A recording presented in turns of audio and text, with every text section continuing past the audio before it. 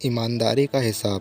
यह वो किस्सा है जो अब मेरी ज़िंदगी का हिस्सा है। मैं थोड़ा ज़िद्दी किस्म का इंसान हूँ और इसी ज़िद की वजह से बचपन में मुझे बहुत मार पड़ी है। लगभग मुझसे घर के सारे लोग परेशान रहते थे। माँ तो इस ज़िद की वजह से हर दूसरे दिन झाड़ू से मारती या फिर बात करना बंद कर देती थी। इसलिए मैं भी थोड़ा चिड़ा-चिड़ा सा रहता था।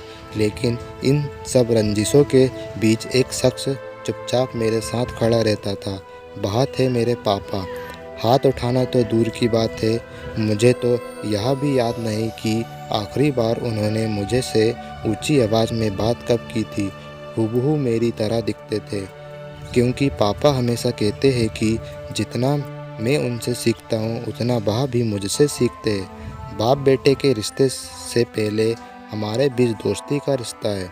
जैसे दोस्त एक दूसरे के बिना कुछ कहे आंखों ही आंखों में एक दूसरे का हाल समझ लेते हैं, बिल्कुल वैसा ही हमारा भी रिश्ता है।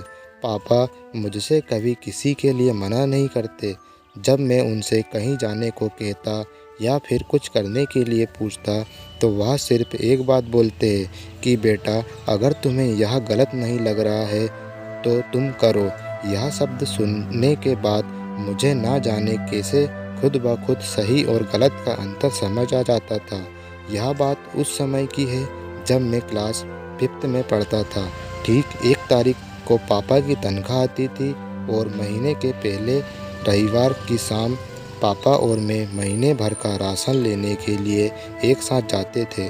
मुझे आज भी याद है, एक पुरानी सी साइकिल के हैंडल पर 2 थैले बांधकर महीने भर की खुशियाँ लेकर आते थे। एक बार हम राशन लेकर घर वापस आ रहे थे तो पापा की नज़र थैले के ऊपर रखी हुई एक बिम्बार की बड़ी टिकिया पर गई। पापा ने मुझे रुकने के लिए कहा और हिसाब वाला खाता मांगा। उन्होंने कुछ देर हिसाब वाले खाते में जांच पड़ताल की और बोले, यार इसने तो छोटी टिकिया के दाम जोड़कर बड़ी टिकिया दे दी। चलो कोई बात नहीं, तुम यहाँ कुछ देर इंतज़ार करो, मैं इसे अभी बदलवा कर वापस आता हूँ। इतने पर मैं फट से बोला, पापा यह क्या कर रहे हो, अब रहने भी दो, आप कहाँ इतनी दूर फिर से वापस जाओगे। तो पापा एक पल के लिए रुके और ज़रा सा मुस्कुराए और उस टिकिया को हाथ में लेकर बोले, बेटा यह मुझे गलत लग रहा है तो मैं ये नहीं करूँगा। पापा वापस दुकानदार के पास चले गए। मैं कुछ देर वहाँ उनका इंतज़ार करता रहा।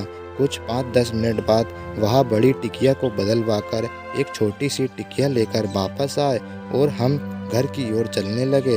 रास्ते में पापा ने एक हाथ में साइकिल को संभाला और दूसरा हाथ मेरे कंधे पर रखते हुए बोले, बेटा ईमानदारी किसी और से नहीं की जाती, ईमानदारी खुद से की जाती है। ईमानदारी हर उस चीज़ में होनी चाहिए जिसे तुम दिल से चाहते हो।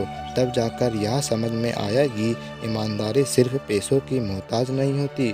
उस दिन से बचता उठाए हर दिन इस उम्मीद में घर से निकलता हूँ कि अगर किसी दिन जिद छोड़ देता हूँ या ज़िंदगी में किसी मोड़ पर पहुँचकर थक कर हार कर बैठ जाता हूँ तो इस बात की राहत हमेशा रहेगी कि बड़ी ईमानदारी से सपने देखे थे और इतनी ईमानदारी से उन्हें पूरा करने की कोशिश भी की थी। क्योंकि यह जो ईमानदारी है ना, पापा की उस वापस लाई हुई छोटी टिकिया की तरह है जो गलत नहीं है। सपनों के लिए जोश, जज्बा, जुनून, हौसला, हिम्मत, यह सब बहुत ज़रूरी है। जब तक आप इन सब को पूरी ईमानदारी से नहीं निभाते तब तक कुछ मुकम्मल नहीं होने वाला। इसलिए ईमानदार बनो, सबसे नहीं अपने आप से और खुद से। बस इतनी सी थी ये कहानी।